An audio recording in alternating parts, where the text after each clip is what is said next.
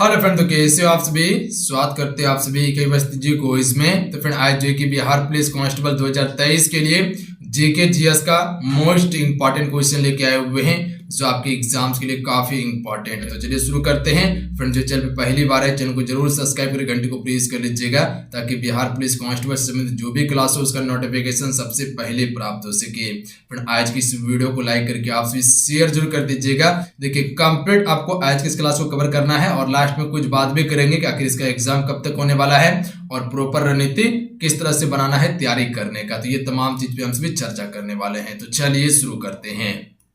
आइए first question करते हैं। पहला क्वेश्चन है, कौटिल्य का संबंध निम्नलिखित में से किस विश्वविद्यालय से था। देखिए इसका संबंध जो था, विश्वविद्यालय जो था वो तक्षशिला विश्वविद्यालय से था। ऑप्शन में डी राइट आंसर है। कौटिल्य जो है फ्रेंड, इसने अर्थशास्त्र नामक पुस्तक लिखी थी। यह चंद्रगुप्त मौर्य का प्रधानमंत्री था। इसका पूरा नाम क्या है? विष्णुगुप्त कौटिल्य चाणक्य। इसका पूरा नाम ध्यान रखिएगा आप सभी। इसे चाणक्य के नाम से भी जाना जाता है या विष्णुगुप्त भी कहा जाता है। अगला क्वेश्चन है, निम्नलिखित में से किस गुरु को जहांगीर ने मृत्यु दंड दिया था। देखिए जहांगीर ने जो मृत्यु दंड दिया था गुरु अर्जुन देव को दिया था। ध्यान रखिएगा आप सभी, यानी ऑप्शन में डी राइट आंसर है। ये सिखों के 5वें गुरु थे गुरु अर्जुन देव। क्लियर है। अगला क्वेश्चन देखिए, जनगणना कितने वर्ष में एक बार की जाती है। देखिए अगर जनगणना की बात किया जाए तो पहली बार जो कि फ्रेंड 1872 में जनगणना किया गया था, जो कि यह अर्ध जनगणना था, जो कि लॉर्ड मियो के शासनकाल में हुआ। और उसके बाद जो कि 1881 में नियमित रूप से जनगणना किया गया था। और हर एक वर्ष जो है कि 10 वर्ष पर जनगणना किया जाता है। तो ऑप्शन में डी राइट आंसर है। अगला है, विधानसभा अध्यक्ष का चुनाव कौन करता है।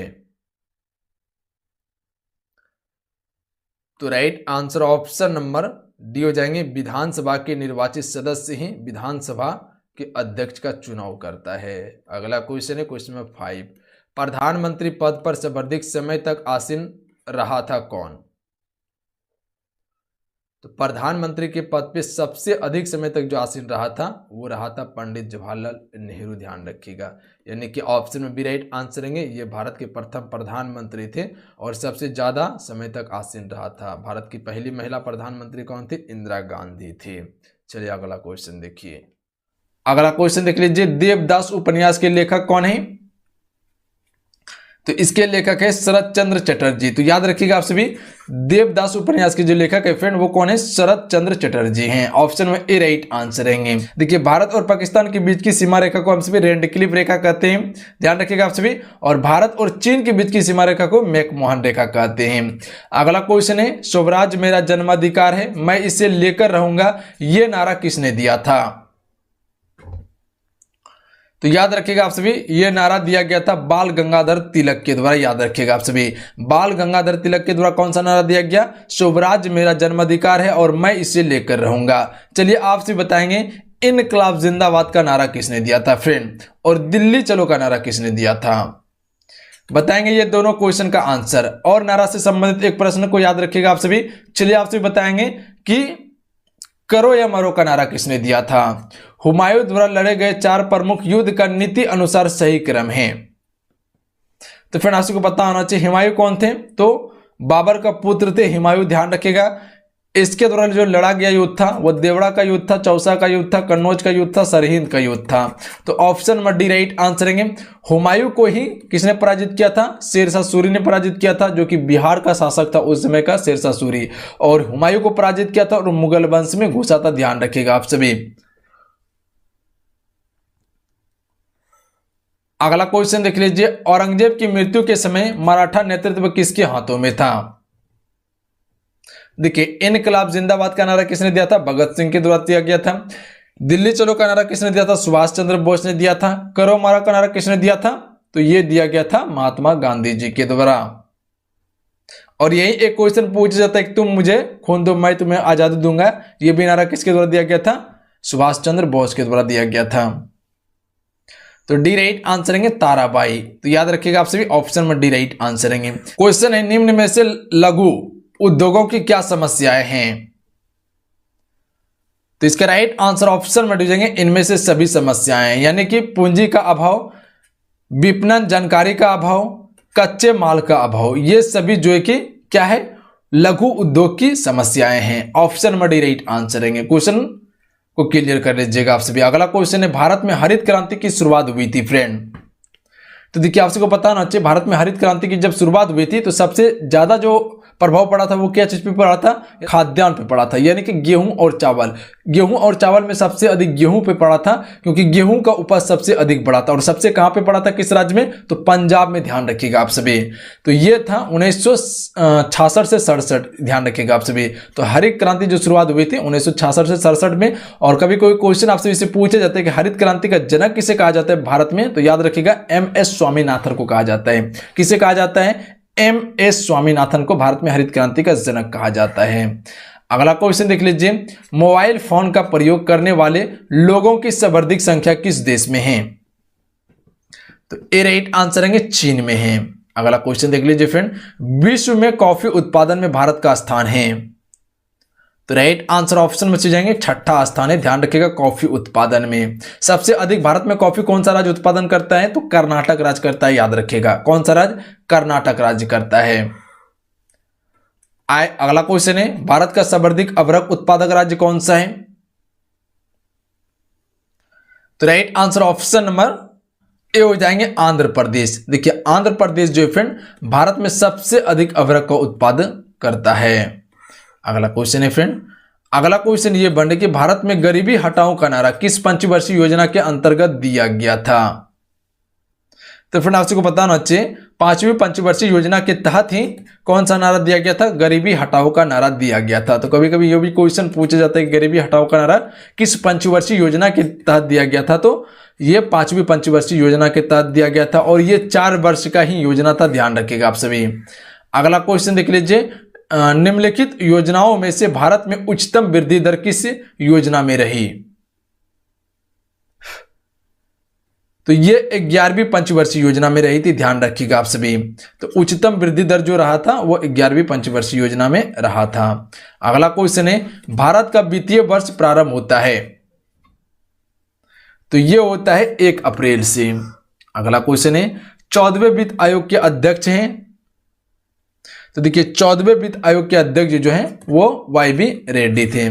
ऑप्शन में डी राइट आंसर रहेंगे। अगला क्वेश्चन देख लीजिए फ्रेंड, अगला क्वेश्चन ये बन रहा है कि आबिद हुसैन समिति किस मंत्रालय द्वारा गठित की गई थी? तो याद रखिएगा आप सभी, आबिद हुसैन समिति किस मंत्रालय द्वारा गठित की गई थी? तो ऑप्शन में सी राइट आंसर रहेंगे, उद्योग मंत्रालय द्वारा गठित की गई थी फ्रेंड। ऑप्शन में सी करेक्ट आंसर रहेंगे आपका। अगला क्वेश्चन है, भारत के निर्यात की वस्तु है? राइट आंसर ऑप्शन में से जाएंगे, चाय है। तो भारत की निर्यात की वस्तु क्या है? चाय। सबसे अधिक निर्यात करता है भारत। ध्यान रखिएगा आप सभी। अगला क्वेश्चन है, विश्व में सेल फोन का सबसे बड़ा उत्पादक देश है? चीन। चीन सेल फोन का सबसे अधिक उत्पादक करता है। ध्यान रखिएगा आप सभी। अगला क्वेश्चन है, भारत में सर्वाधिक उत्पादन होता है? तो क्या चीज का होता है? तेलहन का होता है सबसे अधिक उत्पादन भारत में। अगला क्वेश्चन है, भारतीय रेलवे कितने जोन में विभाजित है? तो देखिए भारतीय रेलवे जो है वो कितने जोन में है? 17 जोन में विभाजित है। याद रखिएगा आप सभी। ऑप्शन में C right answer, sorry D right answer रहेंगे। अगला क्वेश्चन है, ऑपरेशन फ्लड कार्यक्रम का प्रारंभ हुआ था? तो देखिए इसकी शुरुआत जो हुई थी वो 1970 ईस्वी में हुई थी। तो याद रखिएगा ऑपरेशन फ्लड की शुरुआत 1970 में हुई थी फ्रेंड। अगला क्वेश्चन है, भारतीय जो है कि चमड़े का सर्वाधिक निर्यात किसको किया जाता है? यानी कि भारत सबसे अधिक चमड़े का जो निर्यात करता है वो किसको करता है? तो ये करता है इंग्लैंड को। ऑप्शन में सी राइट आंसर रहेंगे। अगला क्वेश्चन है, दास कैपिटल किसकी पुस्तक है? देखिए फेमस पुस्तक है दास कैपिटल, और कई बार क्वेश्चन पूछे भी गए। तो याद रखिएगा आप सभी, ये पुस्तक है कार्ल मार्क्स की। ध्यान रखिएगा आप सभी, बी राइट आंसर रहेंगे। अगला क्वेश्चन कर लेते हैं फ्रेंड, भारत किस देश को लोह-अयस्क का सर्वाधिक निर्यात करता है? तो ये किया जाता है जापान को। देखिए भारत जो है कि सबसे अधिक लोह-अयस्क निर्यात जो करता है वो जापान को करता है। अगला क्वेश्चन है, नोबेल पुरस्कार विजेता प्रथम एशियाई अर्थशास्त्री प्रो अमर्त्य सेन की लिखित पुस्तक है?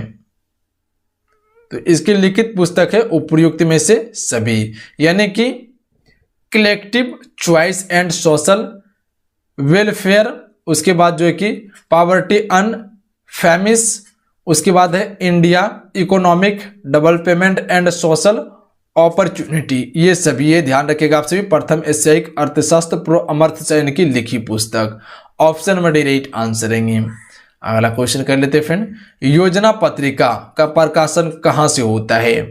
तो इसका प्रकाशन जो होता है सूचना एवं प्रसारण मंत्रालय द्वारा होता है, याद रखिएगा आप सभी, बी राइट आंसर रहेंगे। ध्यान रखिएगा, योजना पत्रिका का प्रकाशन जो होता है सूचना एवं प्रसारण मंत्रालय के द्वारा होता है। अगला क्वेश्चन है, मोड वेट संबंधित है, तो ये संबंधित है मूल्य वर्धित कर से। अगला क्वेश्चन है, भारत में श्वेत क्रांति का जनक माना जाता है। ए राइट आंसर है, डॉक्टर वर्गीज कुरियन को भारत में श्वेत क्रांति का जनक माना जाता है। अगला क्वेश्चन है, लघु एवं कुटीर उद्योग इसलिए महत्वपूर्ण है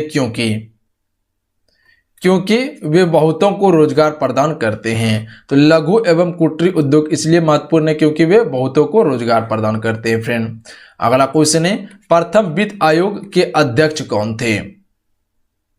तो आप सभी को पता होना चाहिए, प्रथम वित्त आयोग के अध्यक्ष जो थे वो केसी नियोगी थे। तो याद रखिएगा, ए राइट आंसर रहेंगे, केसी नियोगी। अगला क्वेश्चन है, खनिज पदार्थों के उत्पादन में निम्नलिखित में से कौन सा राज्य प्रथम स्थान रखता है? तो देखिए, खनिज उत्पादन में जो प्रथम स्थान रखता है वो है झारखंड। ऑप्शन में बी राइट आंसर रहेंगे। अगला क्वेश्चन है, भारतीय हीरा संस्थान कहाँ स्थापित है? तो ये स्थापित है सूरत में। अगला क्वेश्चन है, विश्व में कोयला उत्पादन में अग्रणीय देश है, तो ये है चीन।